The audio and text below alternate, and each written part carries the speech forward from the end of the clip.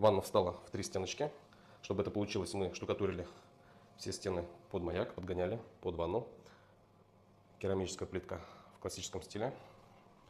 Такая вот она интересная. Стеклянная перегородка. Она открывается. Удобный доступ. Тропический душ. Инсталляция.